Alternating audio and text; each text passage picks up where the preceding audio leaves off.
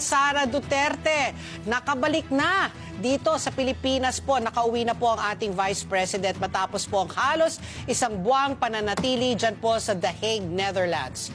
Umuwi po si VP Sara matapos nitong maisayos ang legal team ng kanyang ama na si dating Pangulong Rodrigo Duterte na nananatili pa rin sa kustudiya ng International Criminal Court o ng ICC.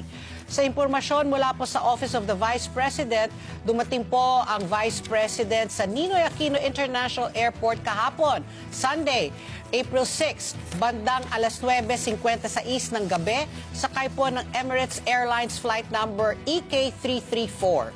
Sinabi po doon ni VP Sara na hindi siya aalis ng The Hague hanggat hindi na isasaayos ang legal team ng kanyang ama. Nitong Biyernes, April 4, inanunsya na rin po ni VP Sara na sabik na siyang makauwi matapos po may set up ang mga abogado ng kanyang ama. Miss na daw niya yung mga anak niya eh. March 13, nang dumating po sa The Netherlands si VP Sara para tulungan ang kanyang ama. At inaasahan sa mga susunod na araw na maglalabas na po ng mga pahayag ang ating Vice President sa ilan pang mahalagang usapin na kinaharap nito ayon po sa OVP. Samantala, may option po si VP Sara kung haharap po ng personal o magpapadala lamang ng abogado sa impeachment hearing nito sa Senado.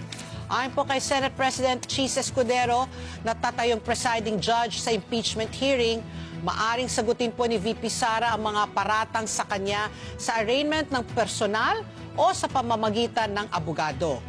Paliwanag po ni Senate President Chis Escudero, obligahin lamang ang kanyang pagdalo kung kinakailangan lamang ang kanyang presensya at para kilalanin ng mga saksi ang kanyang katauhan. May karapatan din umano siyang i-waive ang kanyang pagdalo. Pero para naman ko ay Iloilo Representative Lawrence Defensor na isa sa mga prosecutor mula po sa Kamara, malaking usapin o big deal kung hindi dadalo si VP Sara sa impeachment hearing. Anya, maaring magdulot ito ng mga haka-haka na tila umuiwas siya sa pananagutan o may itinatago. Ayon po kay Congressman Defensor, layunin po ng impeachment trial na bigyan ng patas na pagkakataon si VP Sara na ipagtanggol ang kanyang sarili at tukuyin kung nararapat siyang manatili sa posisyon. 80% po na rin pong handa ang prosecution sa ebidensyang ihahain sa impeachment trial. At ayon naman po kay Chis Escudero, sa ngayon ay wala pang indikasyon na magsasagawa po ng special session si Pangulong Ferdinand Marcos Jr. para sa usaping ito. Pero maaari umano mapag-usapan ito sa pulong ng Legislative Executive Department Advisory Council o LEDAC pagkatapos po ng May 12 election.